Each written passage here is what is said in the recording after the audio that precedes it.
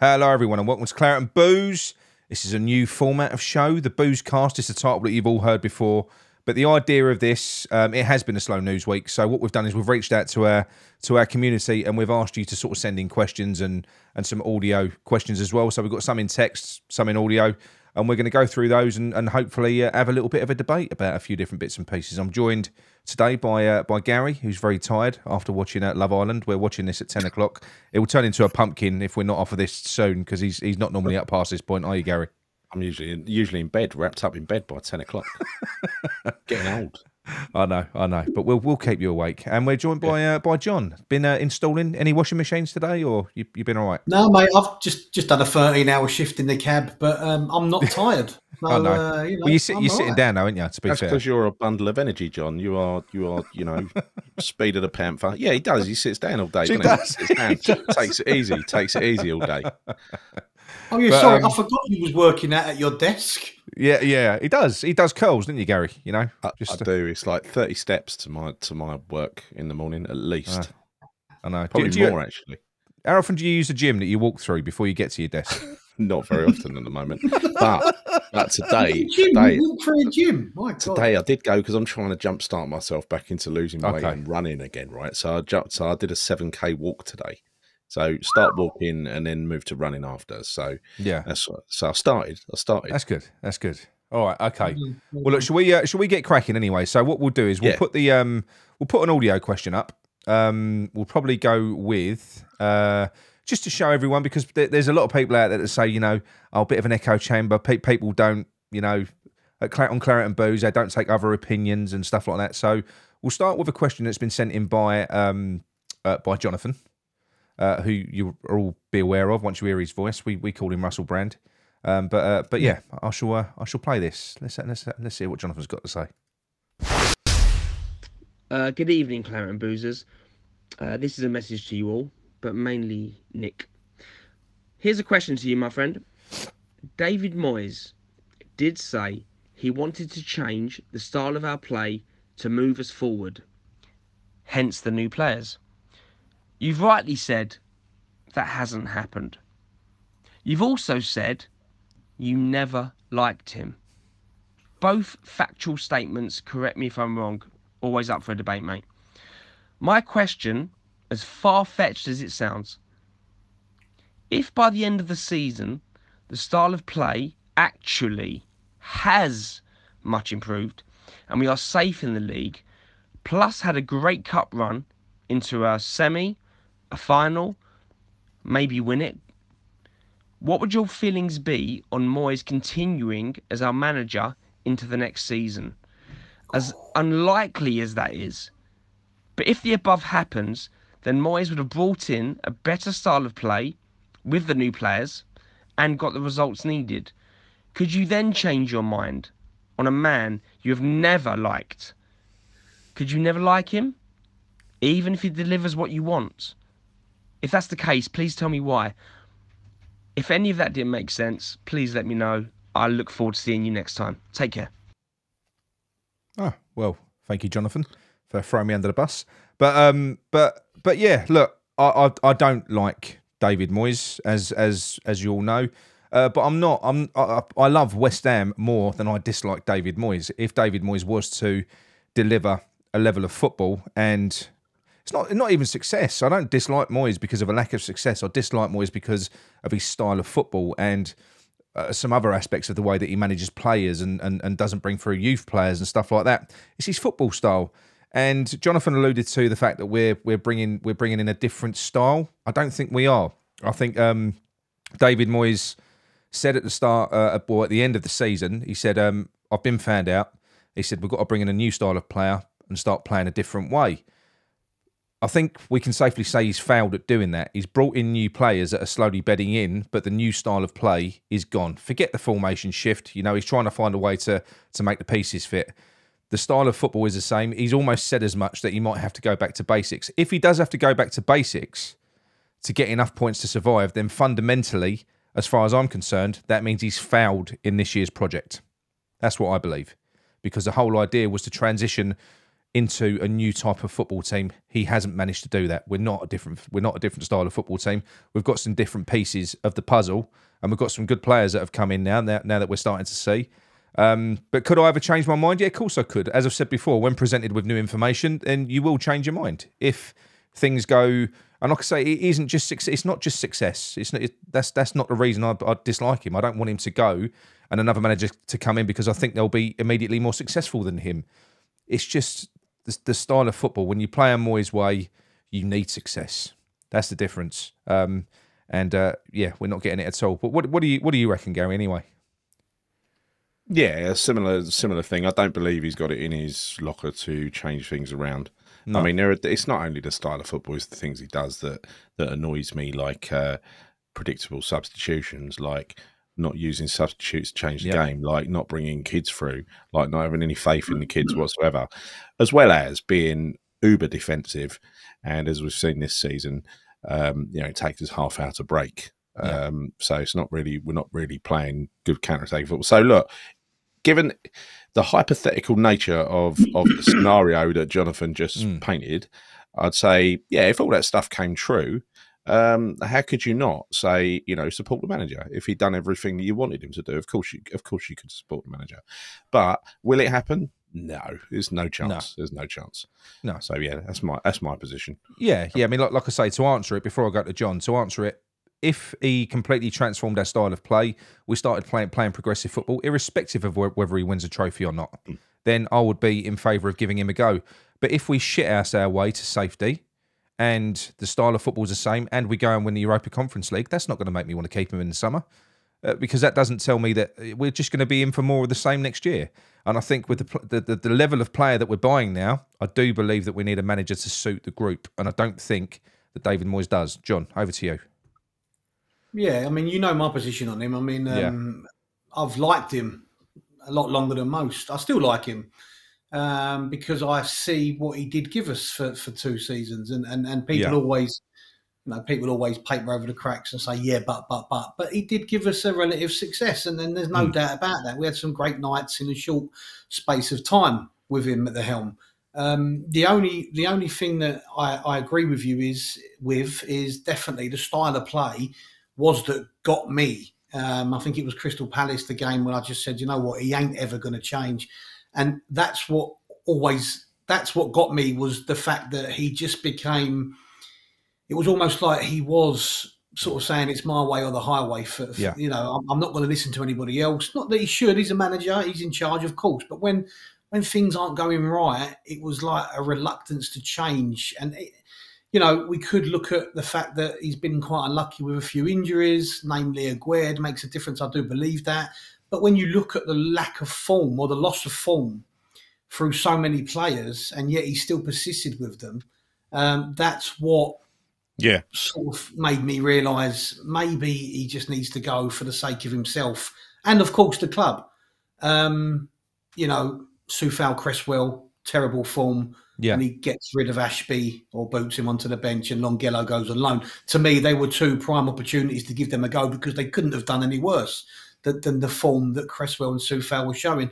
But if I would be a lot easy to win over than used to, put it that way. And a lot of the fan base. My concern is that to a lot of the fan base, I'm not sure there's much he could do to change their mind. I think it's, for a lot of fans, I think that time's gone now. And it's a shame. But yeah, so that's and look, don't get this confused with us wanting the team to lose or anything like that to prove a point, because I think, as we've shown with my jolly ramble today, for instance, I was very positive. Follow the club around, go to games because we want to see the club win more than anything. We want to see the team stay up, right? And so that's why I think we've pulled back a little bit from the Moyes criticism and just decided to, he ain't going anywhere, so what's the point? So we might as well just carry on and hope for the best and hope it comes good this season and that we can win enough games to stay up. Yeah. And like I say, I think if he does, even if I hope he does finish a bit stronger, because at least then, if the right thing happens and he is moved on in the summer, at least then you could say his legacy, which has been destroyed in the past 6 months, the legacy that he built up with West Ham, because he did very well. He might go some way to repairing that towards the end, and there wouldn't be as much. I think most fans at that point, most fans at that point would kind of would wish him well. But yeah, my problem is that I still don't believe that we're out of the woods. I don't, and I think we're in danger. But I do think that we're going in the right direction. You have to acknowledge that the form is picking up. Yeah. Okay, right. On to the next one. We'll do a question. So let's go to Johnny Tibbs. Let's get rid of that scrolling bar a minute. Right. He says, I can't do audio, Nick, mate, but for me, I totally agree with you on most things. I do think we need to win against Chelsea or Spurs, and I think our best chances on Saturday. Apart from my usual gripes about Areola and Downs, etc., I'm worried about Leeds getting the West Brom manager. What's his name? We've been linked with him, haven't we? Corberon. Yeah. And who do you think will be in the bottom three, etc., with 8 games to go? Because I'm struggling to work it out. Anyway, look forward to the show. John, I'll put that one to you. Yeah, well, in regards to Leeds, they won't be getting Corberon because he's just signed a new deal now. So apparently their favourite manager now is some guy who manages Rayo Vallecano. Oh, right, okay. In Spain, I think they're 5th in the league at the minute. He's a disciple of Bielsa. He did actually play for Bielsa at, I think it was Real Betis. Yeah, I think Bielsa managed, and he played for Bielsa there. So he's a bit of a in his mantra, if you like. Yeah. I think, yes, we do need to get a win. I mean, I think the point against Newcastle at the weekend, we could have got more when we look at it retrospectively, but I think a point we would have took, no doubt about it, before the game started. And I do definitely still think that we need to get a win out of the Chelsea or the Spurs game. And for me, the obvious win would be Chelsea, first and foremost, because they're not in good shape. You saw the Chelsea-Fulham game last Friday. Fulham were by far the better team. Yeah. Chelsea look a shadow of their former self. They look all over the place. Potter doesn't know his best team, doesn't know where to play players yet. He's got a lot of players to deal with and juggle and keep happy as well. So for me, it's got to be the 3 points of Chelsea. And I want Moyes to go for it. I think he's got to take the game to Chelsea. We can't afford to show them respect. They don't deserve respect because they're not on fire at the minute. They're showing no form. So we need to, lay a glove on them, if you like, and take the game to them. Who do I think will be in the bottom 3 with 8 games to go? I think Bournemouth and Southampton definitely will. And then it's probably a toss-up. I'm a little bit different to you, Nick. I don't think we'll go down. I think we will survive by hook or crook. Yeah. I think we've turned the corner ever so slightly, and I'm not trying to go full steam ahead and say we're out of the woods, but I think we're slowly turning out of it. I'd go Southampton, Bournemouth. I still think Leeds. I think they're all over the place. I know they got a good point tonight away at Man United, but that sums Leeds up. They were 2-0 up. You got Palace as well that you need to keep an eye on about sort of dropping into it. Yeah, I think they'll be all right. I think they've got enough. I think Vieira's too wily, too much of a. I know he's fairly untested in the Premier League, but I think they'll be all right. Yeah. I think it will be Leeds, Bournemouth, and Southampton personally now. Yeah. What about you, Gary? Well, I don't worry so much about other teams getting good managers now because the window's shut, so they've got to work with what they've got, and there aren't too many. And that lends itself to, as you would call it, Nick, a disaster recovery manager like a Sean Dyche or a Rafa Benitez or someone like that. Yeah. For someone to come in from abroad midway through a season with no Premier League experience, like Leeds are considering, seems like a bit of a wild bet to me. I think that could go horribly wrong. Obviously, all new managers who join, they will have the new manager bounce, like we saw with. I think the new manager bounce at Leeds is happening without the new manager. Funny enough, Everton, they've had that with Dyche the other day, haven't they? Yeah. It will happen. They will pick up some additional points, but when you look at those teams down the bottom there, Everton, it's going to be. when you look at how many wins we need, that's how many wins they need as well, right? Oh, no. So that means, Everton, they're still below us. They've still got to win 6 to 7 of their remaining games. That is going to be a tough ask. Also very tough of Leeds to ask that, and Wolves. When you look above there is one team who is on a downward trajectory massively, and that's Crystal Palace. Yeah, that's right. I think Leicester will be okay, won't they? Leicester will be okay. And I think Wolves will as well. I think Leicester and Wolves will pull out. Yeah, I don't include Leicester and Wolves in this equation. I think they'll be fine. And Forest. Yeah, no, I know. It's amazing, that, isn't it? I think we was all. If you'd have asked any of us at the start of the season when they brought all those players in, he's kind of blown that theory out the water that you can't bring in too many players at once, hasn't he? But do you know what's quite baffling about Leeds? They got rid of Bielsa because of the style, or they wasn't doing well. But they're literally going for everyone else who is a disciple of him.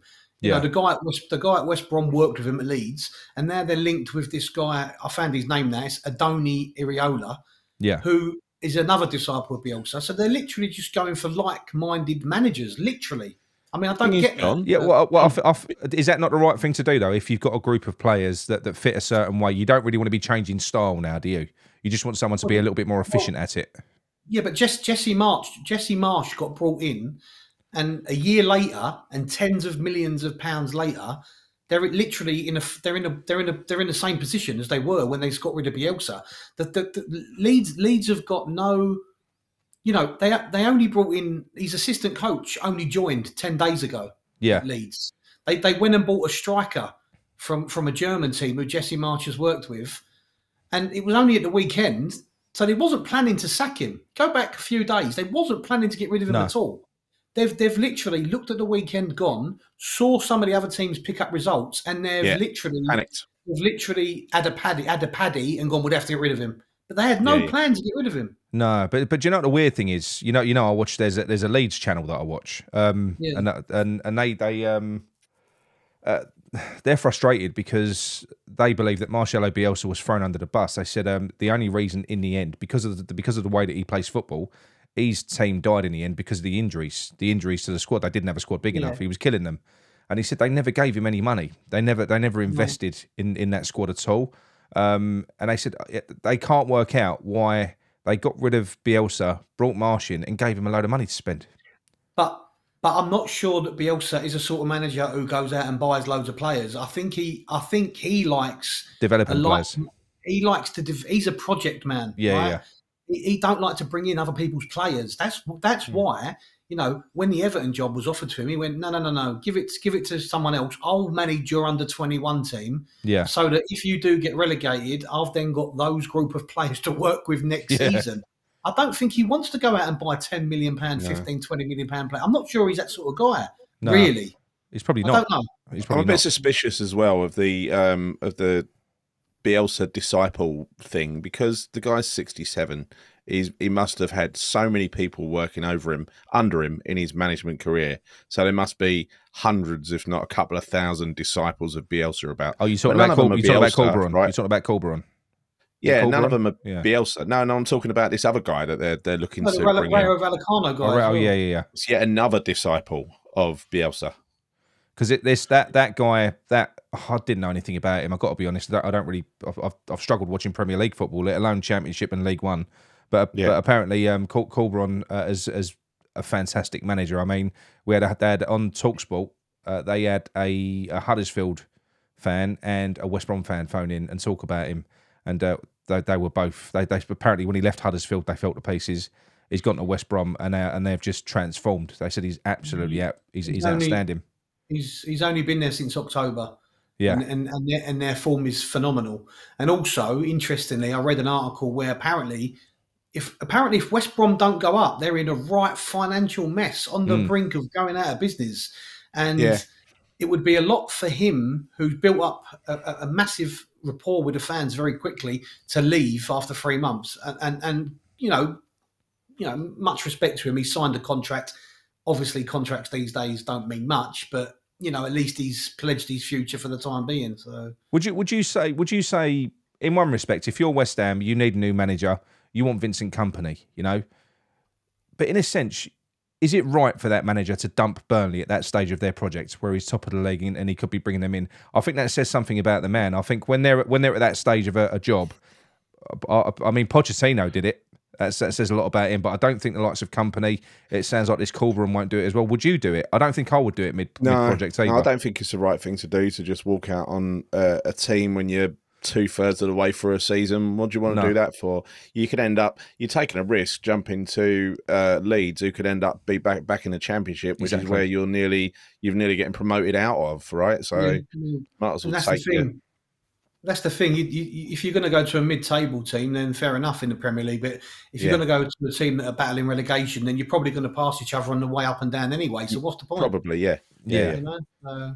Yeah. Well, okay. Well, that was a good one. In terms of the bottom three, I'll answer that one. I think. Well, I think if they keep that absolute nutcase in charge, Southampton, they're definitely going down. I think they're going down anyway. But he's fucking mad, isn't he? That Blake. Speaks well, doesn't he? My God, some of the things he comes out with, you know, best manager in Europe. Yeah, if they keep him, they're gone. Bournemouth, I've been watching them play. I do think they'll go, but I don't think they're going to go as easy as what you might think. I think they've got something about them. I think they're in the fight as well. I do. I don't think they're out of it. I think Southampton potentially are. I think Bournemouth are probably part of that pack that you was talking about, Gary, with us that are chasing those points. I don't think they're out of it at all. But yeah, so it will be interesting. I'm not saying that we will get relegated. I'm not. I'm just saying we're nowhere near away from trouble. You know, no, we're not. We're not. We need to win. We need to do what John says. We need to win one of these games. We need to beat Chelsea. And if we were to beat Chelsea and then we went on to beat Forest, then suddenly life would look a whole lot better for us, wouldn't it? Yeah, no, it would. It would. Right, on to the next question quickly. Right, we go to John. Not you, John. Different John. Oh, John. Right, he says he wants to talk about the medium to long-term vision for the club, and do you think the current board actually have one?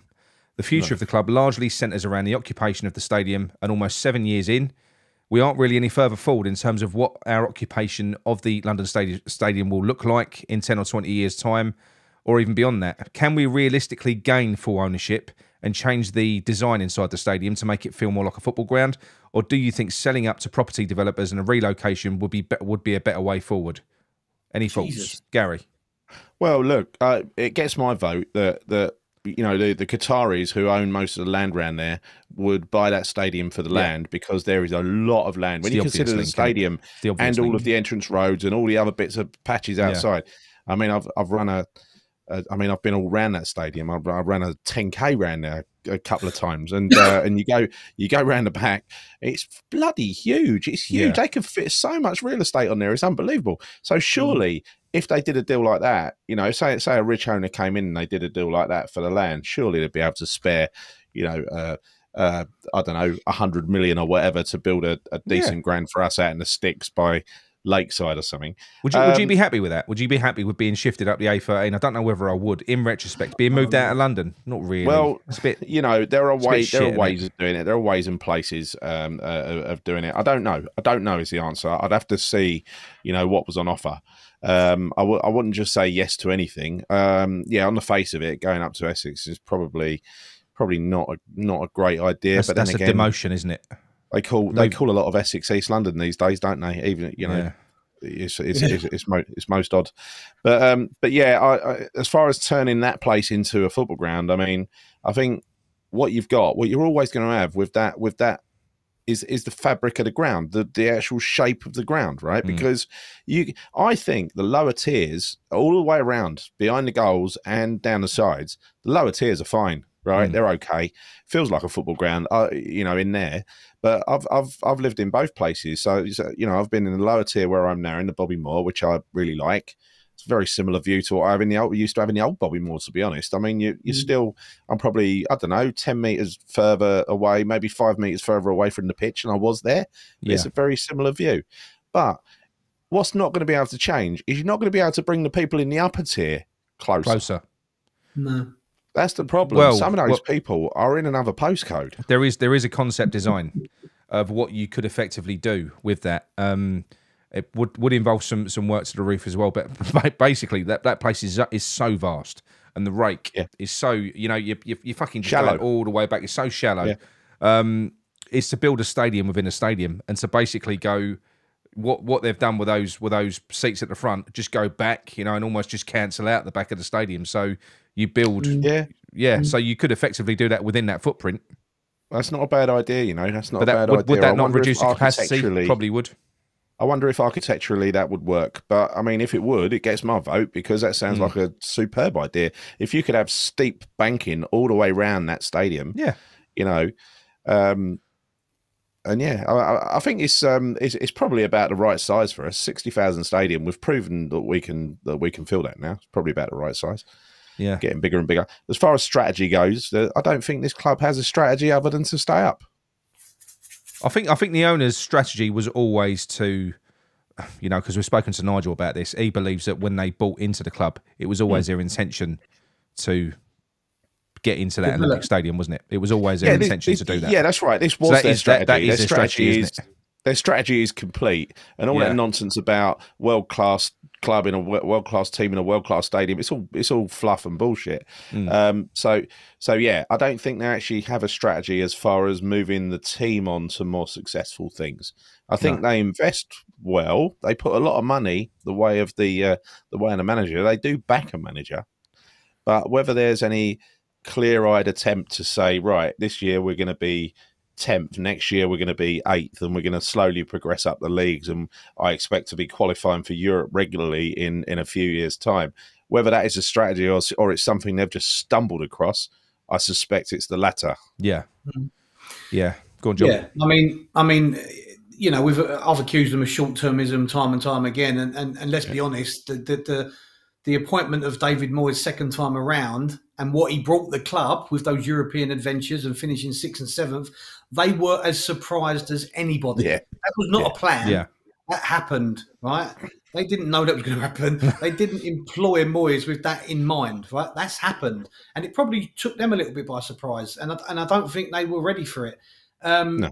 And then what that led to is the fan base becoming even more disgruntled with the lack of foresight, the lack of investment in the squad. All right, we know they spent money last summer, but that was probably, look, they're probably spending in advance most of what they're going to recap or recoup when they get rid of Rice this summer, which is possibly going to happen.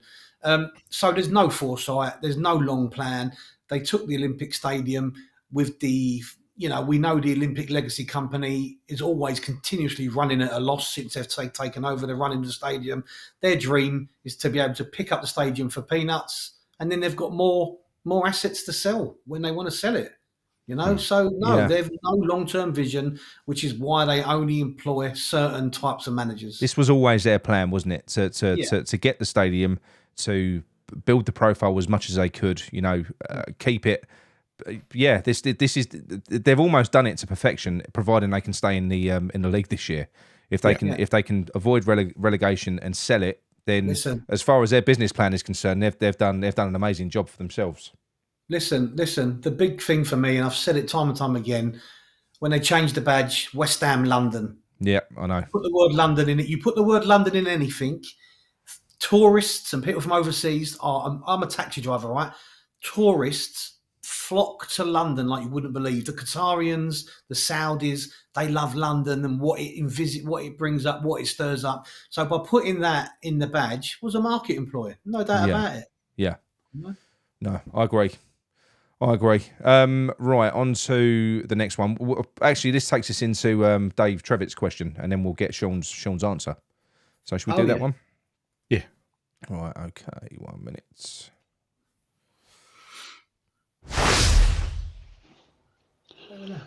I don't, Nick. It's Dave here, the miserable one, but I think you took that mantle. Cheeky bit. So, with what's going on with City at the moment, and the fact that we've spent pretty much 200 million, there's no way that we're bringing that in through sponsorships and any other means. So, can we be investigated? Can we be punished? Let me know. I don't know is the answer to that, and that is why we referred to Mr. Sean Whetstone earlier on. We had a little chat about it, didn't we?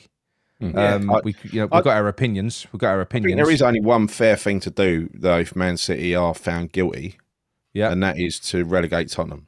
100%, 100%. Yeah. But let's give Sean's answer anyway, and then we'll have a little chat about it. So, in short, no, we haven't got the same problems Man City's got, or, to that matter, Chelsea, which I think have probably broken rules as well, allegedly, and maybe they're coming to the cosh at some time, and maybe Newcastle in the future, maybe Everton anyway. West Ham, actually, when you look at their figures, are actually quite a well-run club financially, and a lot of that changed when Daniel Kredinsky came last year and invested 150 million. And what he's done is we've paid off our debt, our shareholder debt and other debt.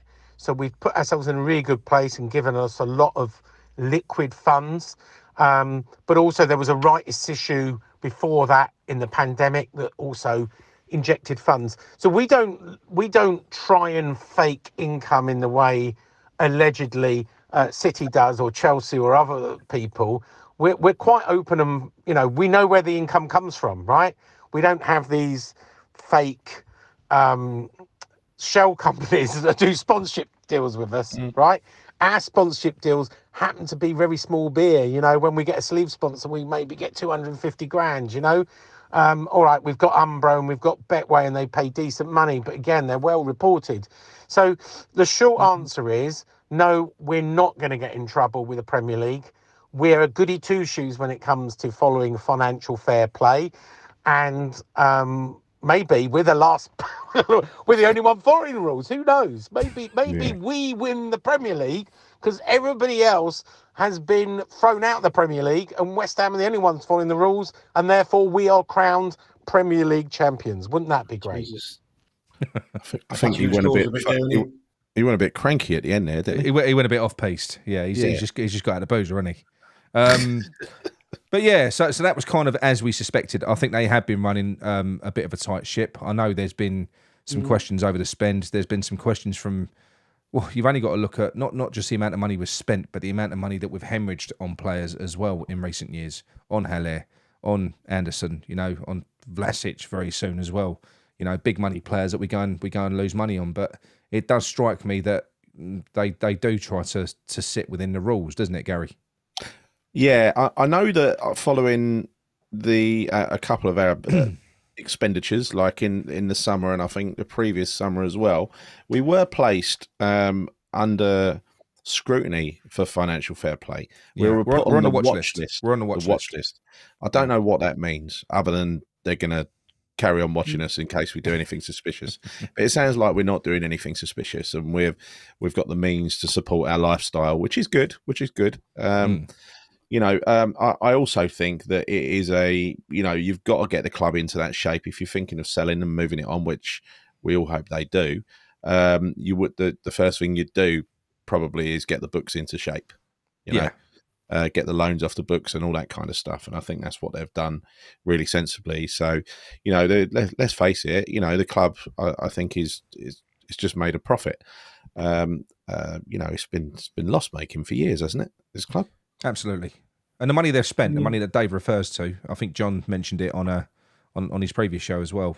Look, I'm not saying it is Declan Rice money, but they know that there's money coming back in, don't they? They know at some point we get 100 million, 120 million in for Declan Rice. It is going to happen. And I'm not saying that the thing is we haven't really overspent. We didn't spend in January. We certainly didn't overspend the previous summer. So no. We've got all that prize money from UEFA as well. So I don't think it's... But when you look at what Nottingham Forest have just managed to do, because if we've all got to sit within the rules, FFP rules, how the bloody hell can a team who's just been promoted go and spend 200 million? What happens if they get relegated? They can't. The only way they can do it is with a rich benefactor handing them money. That's the only way they can do it. But you're not allowed now. You're not allowed to do it, are you? I agree with you. When you consider how much we didn't spend last January, and apparently we had 50 million to spend then, when you consider how much we didn't spend the summer before last, and we still have money left over then, add to that the European part that we got, which was, another 20, 30 mil, and we spent, in total, 195 mil or something like that. Yeah. And then you've got Vlasic money coming the other way, 180 something mil. Deal. So when you work it out, we've probably spent, what we should have spent in terms of the additional available budget from this summer. Yeah. And the window's just passed. But what do you reckon, John? Look, we can moan about the owners and say they should throw money at the club left, right and centre, but probably from a FFP and, open account book sort of side of things, they probably do run it right to some degree, if they're as transparent as Sean says. But, as a fan base, we don't look at that side of things. But I think it was West Ham, Chelsea, Leicester and City that were all placed on that FFP thing. Because after you said it, Gail, I had a little read of the article. But, yeah. Look, not Everton. Everton ain't on there. No, they're on the Premier League one. It's a different thing. There's a European one, then there's Premier League one. So it's all different rules for some reason. But Everton are on it in terms of the Premier League. Yeah, Everton have to be really careful. Literally have to ask permission or something about who they buy, what they spend. I'm not sure how finicky it gets, but yeah, that's what I've read. But yeah, they probably run a tight ship because they do it correctly to some extent. But I'm not going to start suggesting that our owners are fantastic owners all of a sudden. But... No. But I think what you said earlier on, I'm not throwing you under the bus, but what you said earlier on, where people do get excited on one of them, when we don't go out and we don't carry on bidding for the likes of Onana, who's gone to Chelsea, just keep on bidding more. I think they've got a limit that they'll go to, haven't they? Yeah, and I think also that's the reason why a lot of the time in the past we've bought players in the past and we've never paid the fee up front. We always pay off over time. Yeah. Because that is, in a way, similar to what Chelsea are doing now to some extent, but on a grander scale. When they've just signed that. Did you see, by the way, the Lorient, the owner of Lorient, he had a right go at Nice because he said that West Ham had bid in good faith 24 million or something for Moffey. And I think a French club had bid in good faith as well. It might have been Marseille or Lyon or something like that. So two clubs were competing for Moffey. Apparently, Nice went in the back door and just tapped him up directly. Oh, really? Yeah. That goes on all the time, doesn't it? But they don't have to deal with Nice, do they? If he's their player, they don't have to deal with him and let him go to Nice. But it explains why Moffey was saying from the beginning, I dream of going to Nice. Yeah. Why would you dream of going to Nice? Well, exactly, yeah. Well, it's nice. It's nice in Nice, It's very nice, yeah. But I thought that was topical because that is another 10 million that we would have spent, right? We wouldn't have got Danny Ings. We would have got him. I know. So before we move on, I know John's spoken about FFP on his show midweek, and Man City in particular. But what do we think? Everyone knows the story now. What do we think the punishment's going to be for Man City, Gary? Well, look, if they've done what it seems like they've done, which is, concealing. I mean, we all had our suspicions about this, right? When you saw these rich Middle Eastern investors coming in, and they were doing a couple of things. Number one, the shirt sponsors, what they sponsored by Etihad, right? Yeah. Yeah, and so that is apparently a cousin of the owner who owns that company. Oh, really? Right, so that's the first thing, and it's megabucks. And then they do something like they sponsor the training ground for megabucks, right? And this is where all their money comes from. And so if they've looked into that and realised that, this ain't right. This is all shell companies and nonsense. This ain't real money. This is just, it's kind of a form of fraud or money laundering or something like that. Money laundering, yeah, it probably is money laundering. Yeah, and if that's the case, then I hope they get every bit of punishment thrown at them. Obviously, you feel sorry for the decent Man City fans who have been there for all the good times, but they have had some good times now, haven't they? And if this is, I think. Do you think they should have their title stripped from them? No, I think that's a bit extreme. I don't. This all used to get up my nose when Abramovich came into football and spent his personal wealth to make Chelsea good because they were always crap, right? Yeah. The ones I don't resent are the Liverpools and the Man United, who are genuinely global super clubs, right?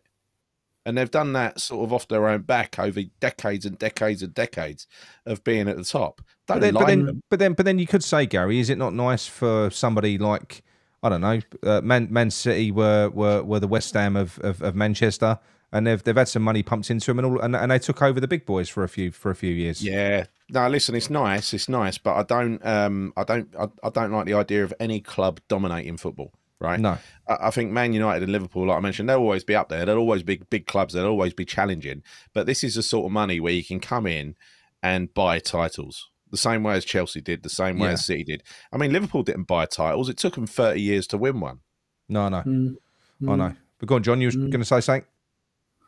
Yeah, in terms of what their punishment should be, you can't, in the history books, I think all you can do is put a little asterisk next to their name in the titles they've won. Yeah. You can't start stripping them of titles because then it has a massive knock-on effect.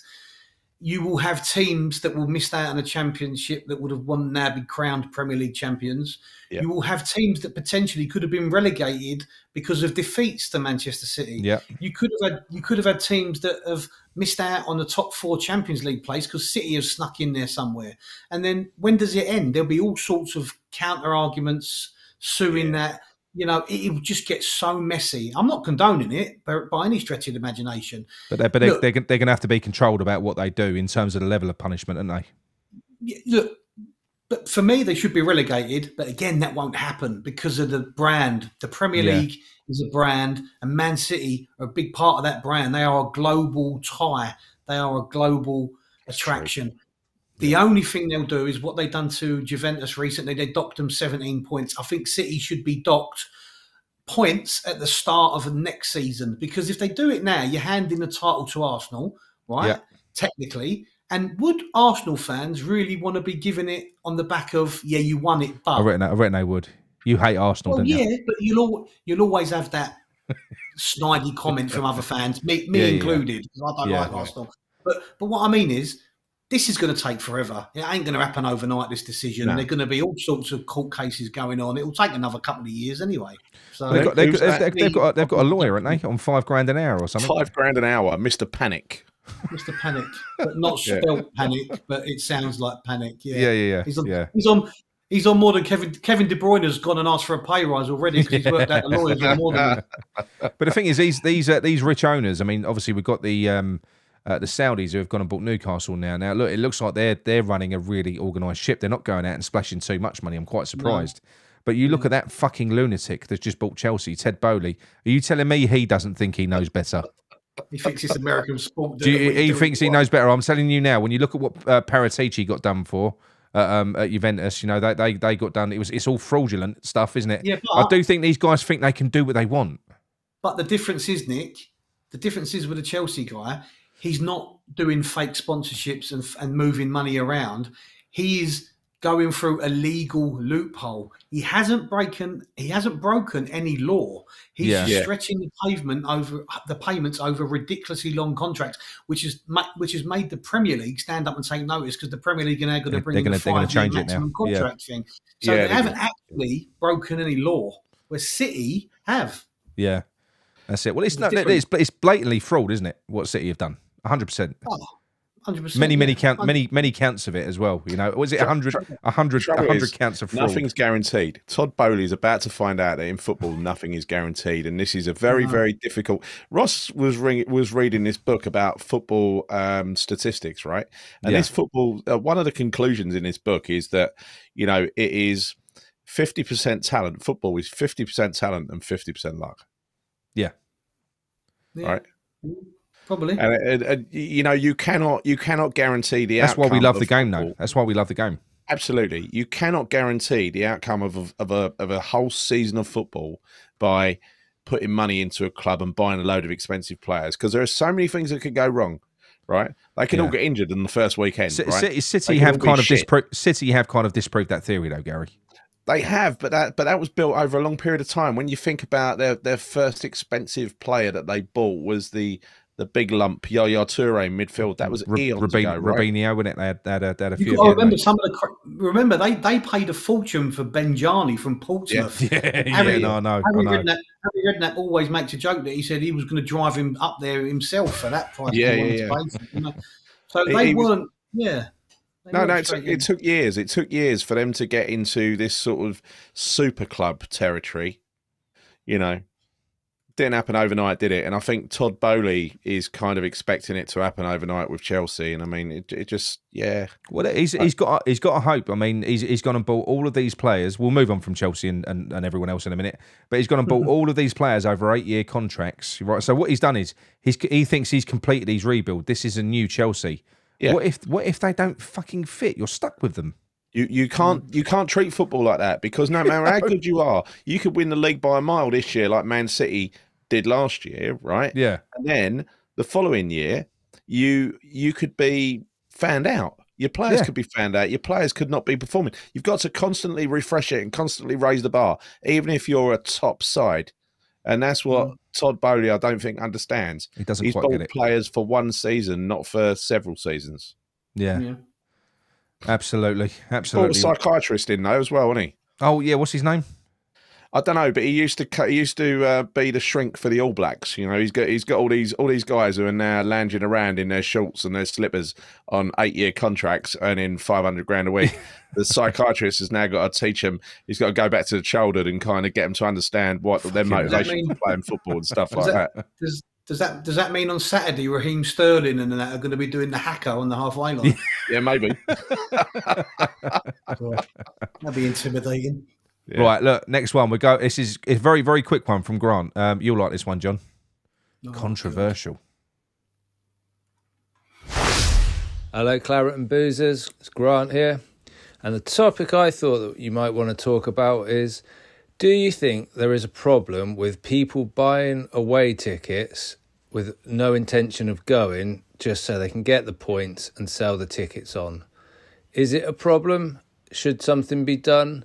And if you think something should be done, how do you put a stop to it? Cheers, guys. Come on, John. Cheers, Grant. Well, you put a stop to it by advertising when the ticket office is open, and you all go and queue up outside Green Street ticket office and wait for your season and wait for your away ticket. That's how you deal with the situation. Because I used to love doing that. It is a problem for me, and it's a problem for me because I can't build my bloody points up. Yeah. You know, I'm limited when I can go anyway, but, you know, it's so difficult to get away tickets now. And I don't begrudge anybody that's got away season tickets or anything like that.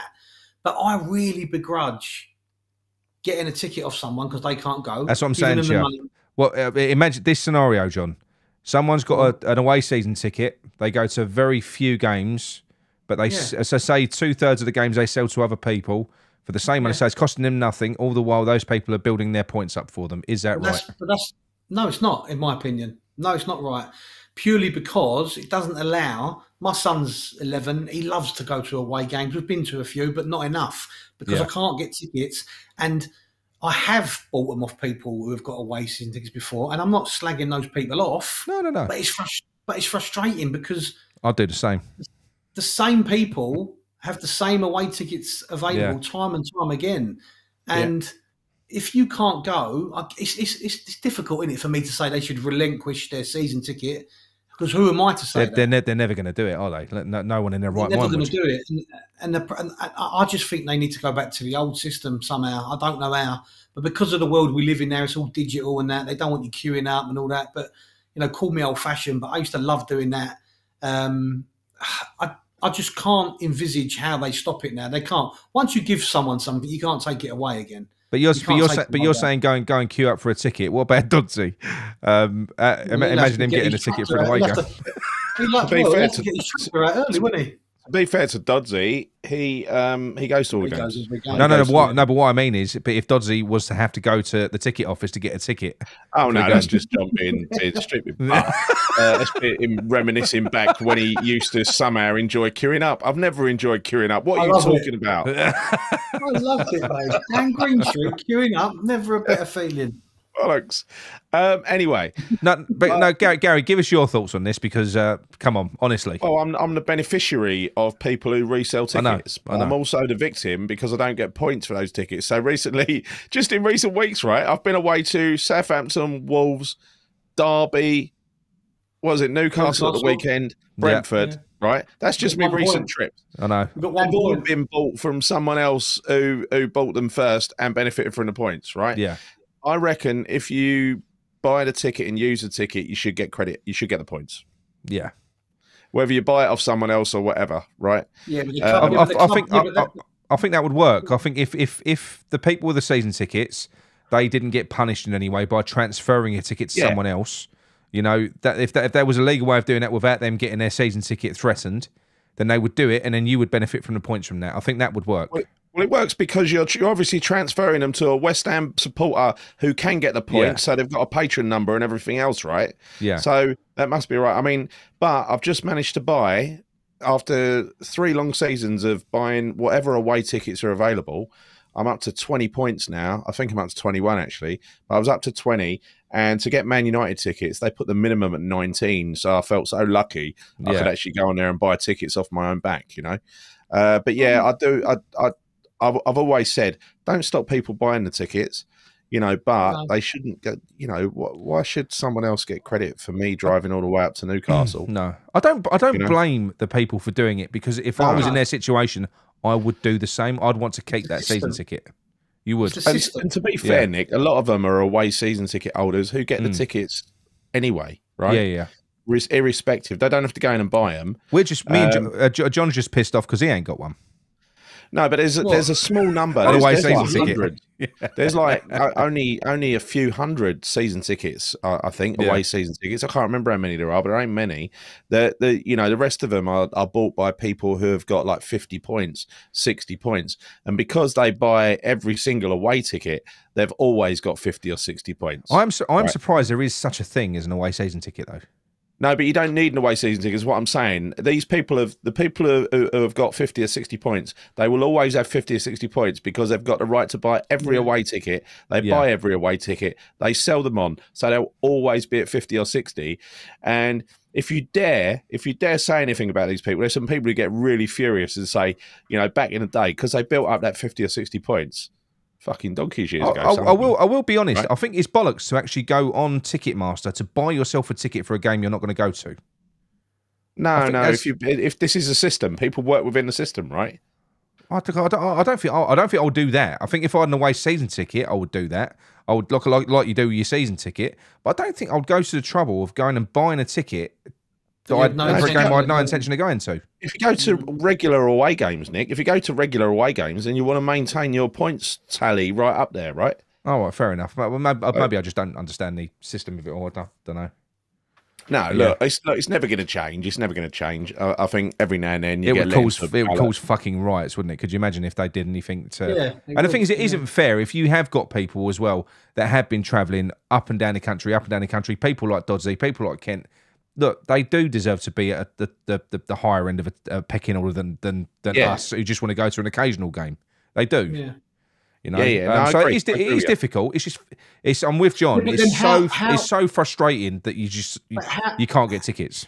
How are new fans like my son, who's 11, who now he sees himself as hardcore West Ham, or your boy Nick? How are they ever going to build their points up to get to anything?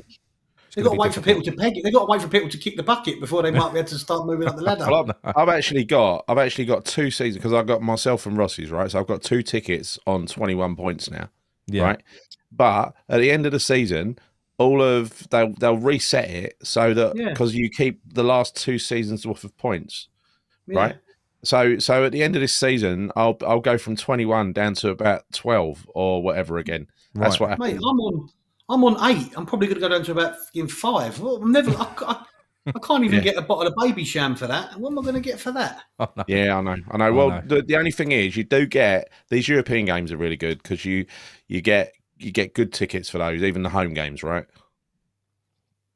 You get good points. You get good points for the home games. Yeah. Okay. Right.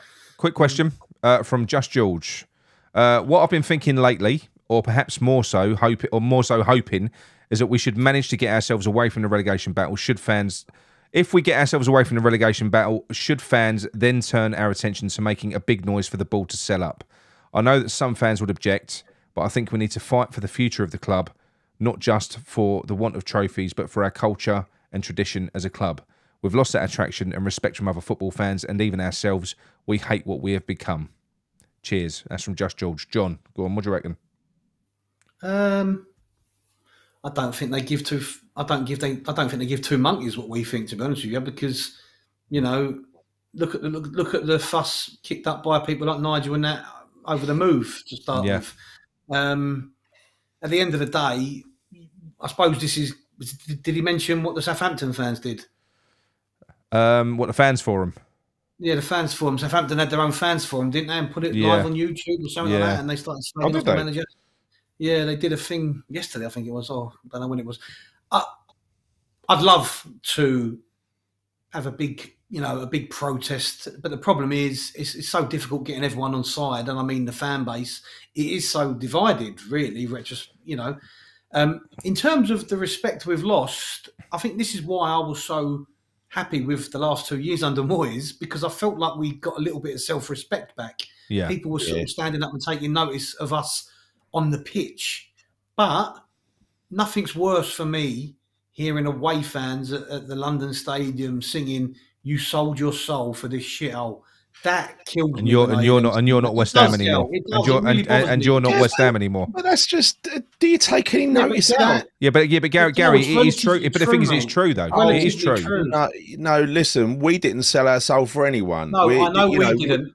No, they're singing out at us. They ain't singing it at the ball. They're singing out at us. We didn't do anything wrong. Not our fault. We're just coming along to support our club. So I don't give a fuck. What away fans? It bothers me, Gal, because it's true what the ball it pisses me off. No, it's not true, because away fans simply sing that shit to get under your skin, right? Gets under your skin. That's all they do. No, that's all they do. Don't let them get under your skin. No, don't get under my skin, because I think they're idiots and they're just saying stuff. They're trying to think of a reason to sing a song. The fact that we've got a publicly funded 60-odd thousand seat stadium, ain't a great stadium, but it is the closest thing to home that we've got now. Some people say it'll never be home. It'll never be home in the same way as Upton Park will. But we did not choose to move there. So them singing that song at us is bullshit. It's nonsense. No. I know. It doesn't bother me because I think that they think we as a fan base were up for it. It bothers me because it is true that the fucking board, they did. Oh, they did, They did. 100%. That's what bothers me. Not that I think they think we did it, but it bothers me because it's fucking true that the board did do that. The board sold our soul for this shit. Oh yeah, they did. They did. Yeah. And the thing is, Gary, if you knew back then what you know now, I think every single fan at Upton Park would have been protesting. In that stadium would have been protesting. Would have been protesting. Apart from Sean Whetstone, everyone in that ground would have been against the move if we would have known what the reality of the situation would be like, right? Because that is not what we were promised. Yeah, but I think, George, I think in answer to your question, mate, about trying to sort of make noise for the ball to sell up, I think they're going to sell up anyway. I think that time is coming. That time is approaching. So I think we're almost past this the Sullivan era. Hopefully. Personally, hopefully, as long as we don't get bloody relegated, because then we are stuck with them. Yeah. Talking about what you were talking about there, John. Southampton did a fans forum last night and uploaded it to YouTube on their official account. He stayed up to watch it. Nathan Jones wasn't there, just as well. But the board work, the fans absolutely ripped into the manager and didn't hold back. I'd love us fans to be able to do this again, but we know that Sullivan and Brady wouldn't allow it. Seriously, how good would that be? I'd have to be there, wouldn't you, if they did that type of thing? Well, if you'd make up your own one. You'd be on Moyes, wouldn't you? You'd be like ripping into Moyes, and he's not even there. Did you watch any of it, John? No, I've seen a couple of clips on Twitter. I haven't watched it in detail, if I'm honest with you. It was quite brutal. I've not watched it all, but I have watched some of it after this message. And they were absolutely ripping into to Jones, but he's a fucking odd man, isn't he? That Nathan Jones, he really is. Yeah. He's the best manager in Europe. He had statistics to prove it, didn't he? I know. Absolutely, he's throwing himself under the bus, isn't he? He's mad. I'm surprised he's still employed. I'm surprised he's still there because there's rumours that he's favourites now to go, but we shall see. Right now, bit of a brutal one from Steve Bell. Hi lads, I feel we need to win against Chelsea. Otherwise, a point we gained at Newcastle will be irrelevant. I can see Moyes setting up to not to lose. If we go behind, we're basically done. If we go in front, we will just defend and invite them on to us. Just want him gone. That weren't brutal at all. I don't know what message I was thinking about. Yeah. But no, that's my fear as well. I think Chelsea at the moment are on the ropes. You've only got to just go onto your football app and look at their recent run of results. It's poor. Their performances are poor. You don't give them any respect. You go out, you get in their fucking faces and you try and rattle them. You don't let them feel themselves into the game and let you be the team that they get their season back on track against. Don't allow it, because it can happen. It can happen. At the end of the day, the players can go out on that pitch on Saturday with all the instructions they want, Nick. This is a London derby. Yeah. The players need to get themselves up for this. Rice needs to instill, and people like Cresswell need to instill to the newer players the importance of this game, not just because of the fact that we're down near the bottom, but also because it's Chelsea. It's an early kick-off, and what it means to beat Chelsea as a London team, London derby. I think we're going to win. And to be honest with you, if we score a goal and sit back a little bit, what more do you expect? We can't go for 2, 3, 4. You know, if we score a goal, you're going to sit back a little bit. It's a little bit natural. Yeah, but you can't sit back every game with 30 minutes to go, John. Last 10 minutes, yes. No. But you don't make a change. What we did against Newcastle, and I'm going to say this now. But what I mean is, it was a good performance, that was. But we were fuck lucky to get anything out of that game in the end because of that world-class tackle from Naif Aguirre, and Callum Wilson had a shot on goal, you know, which he should have scored. I think if you sit back for 30 minutes and you just invite a good team on, that's suicidal. But they're not a good team at the minute. You just said but they're they've not got a good team. no, but they've got good players. Team. You're allowing them to show what they've got because you're not pressuring them. Yeah, maybe. You want to get in their faces. I honestly, I don't want to see him. I don't want to see him pulled because it ain't going to work every time, John. In fact, it's rarely worked for David Moyes when he's done that, as it works. Shutting up shop. I don't want to see it. Listen, I'm giving him a bit of a pass at the moment in terms of I'm not getting on his back. I'm just support, right? Yeah. I don't really care how we play as long as we win. As long as we get the points, I don't care where they come from. I don't care how unimpressive it is or whatever, right? As long as we can scrape a win, I'll be more than happy with that. There is no more perfect time to be playing Chelsea. There really isn't. There really isn't. This is as bad a Chelsea team as you're ever gonna face. But we say that, right? Callum Wilson went 10 games without a goal scored against West Ham. Exactly, I know. Yeah, but he always scores against West Ham. Yeah, but hang on, Chelsea have been piss poor. They turned their season around because they beat West Ham. We are renowned for being everyone's favourite team to play against, and that's before Moyes as well. But the thing is, that's what I'm saying, Chelsea. We can't let Chelsea are on the ropes. You know that if anything, by their standards, they're having a worse season than us. Yeah, they're having a worse season than us. You can't let them even fucking catch their breath. Because they've got such good players, if they start to build their confidence on the pitch, they start stringing passes together, all of a sudden it will click, you're fucked. Just get in their faces. We've got to go at them from the off. We've literally got to go at them you from have. the off. I agree with you. I agree with you. So on that note, John, prediction for the Chelsea game? I'm going to say 1-0 us. 1-0 us. Okay. Gary? 2-1 to us. 2-1 to us. Here he is, that bollocks. Do you know what? I just feel like I'm cursing this if I predict a win. So I'm going to predict a 1-0 loss. I do. I feel like I do, I'm going to predict a loss because my predictions never come right. So I'm going to go for Chelsea 1-0. Shocking. Hopefully, betting on your own team to lose. I'm not betting on them. I wouldn't bet on them, but I can't. We can't have 3 of us predicting wins. Fuck me. No, that's tempting fate. Tempting fate. But anyway, look, bit of a different show today. I hope you enjoyed it. If you did, let us know in the comments. And if you're new to the channel, as you've been seeing scrolling across the bottom there, why not subscribe? And please don't forget to drop a like on the video as well. And Gary really enjoyed it. Gary's perked up. He could do another hour. He has. He was. I'm all awake now. How bad was he earlier, John? Honestly, he was fucking hell. It was like The Walking Dead, wasn't it? But you said, no, let me just say, right, the people who are watching this, we said we would record it at 10 o'clock, right? So I'm out in my shed at 10 o'clock, trying to warm the place up, get all warm. I missed the end of Love Island and everything else, right? Sitting down here in my shed. Just got Nick on WhatsApp. He said, oh, yeah, just watching the end of a film. That was a 5 to 10. I've only got to walk upstairs. But it took you 10 minutes to walk upstairs. To be fair, Gal, to be fair, mate, we could have done it at 9. But you were adamant you had to watch Love Island. This is true. This is your fault, Gary. Even though you could watch it on catch-up in the morning. Right? Exactly. I have No, to watch no, Love no. I'm not Island. going to waste me morning on Love Island. I'll waste a little bit of the evening. They can't And be then you watching started second-hand and then Spandex you Island. started then you started sending all quotes about what they've said during the night on WhatsApp. Brilliant! remember? I'll tell you, this is the kind of shit you don't get anywhere else, right?